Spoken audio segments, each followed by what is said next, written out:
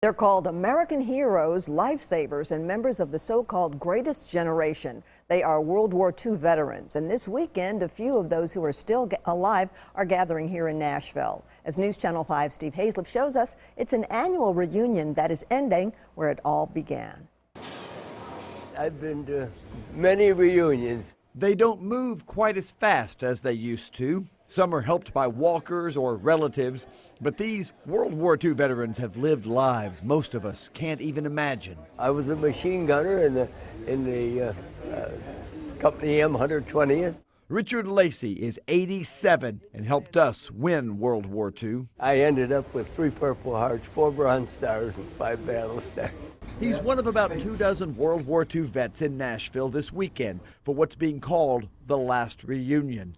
But the 30th Infantry, that's been meeting every year since 1947, simply cannot get around very easily anymore. There's a lot of wheelchairs and walkers. It's why John Sharp wants to make this last reunion so special, even though his own dad, a veteran with this group, died almost 20 years ago. So I brought my picture of my dad just in case one of these guys might remember him.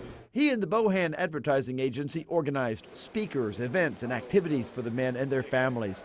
But simply sharing stories is what vets want the most. They can tell their stories to their friends and relatives, but they don't mean as much as they do when they tell them to the other guys and they share the memories and say, you remember when, because they were there together.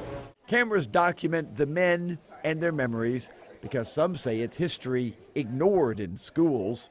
They're not teaching about World War II because that really was our most important war and really, I think, saved our country. Good to see you moving around. So for one last time, the infantry group called Old Hickory brings the old black and white photos in yearbooks to life, and they remember how they made history and won the war. Steve Hazlip, News Channel 5 HD.